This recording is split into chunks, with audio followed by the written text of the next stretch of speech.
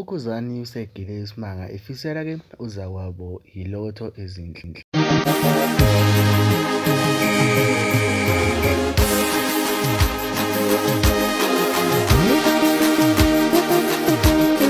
Sawubona-ke siyakubingelela siyakwamukela-ke mawusuku lakho lokuqala la ngicela ukuthi wenze ukulungela mntana sekhaya usubscribe, ushare, phinde ukhomente okukhulu kunakho konke ukuthi usubscribe. Uma-ke usubscribe ayikho imali yakho ehambayo, kanti sokwenzela ukuthi-ke kube wena wokuqala othola ne-notification mhla sifaka ividiyo ekuyona ehamba phambili ngaleso sikhathi. Okubuya ngala yena-ke umathinto wacebisa intombi ziyamshalazela ukwazi umshazela abudala mqomo sangoma science kombe vile ne-frustration ayitshela ukuthi mntana umuntu anqobo nkomo bawukutshelwa nolwazi. Kanti ngane zawethu sithanda namhlanje ukubonga noma sibonge indlela ukhuzane akayephethe ngayo nendlela-ke aphilisana ngayo nabaculi. Ubongela laphana-ke untincane ngokuthi-ke athenge unyanyavu wase-ke ekuveza ukuthi-ke umaskandi kusekude ukuthi ubukeleke phansi uma-ke abaculi bawo bengayibekile phansi. Ungokuqala mfowethu othenga imoto-ke ekhulumayo. Uzokhumbula-ke ukuthi uma untincane usanda kuthenga uMercedes oseqophelweni eliphezulu, kanti-ke abaningi bakhuluma indaba yokuthi akakhile kubo,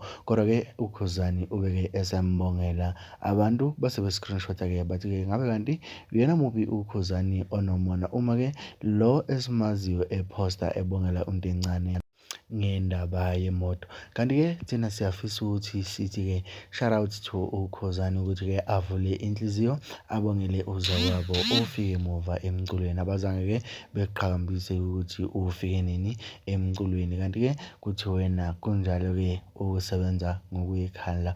Mawukuthi-ke ubungazibona inkulumo efana nale ngicela ukukufakela encane-ke ebese siya laphana ephejini lakhe ukhuzani siyomlandela.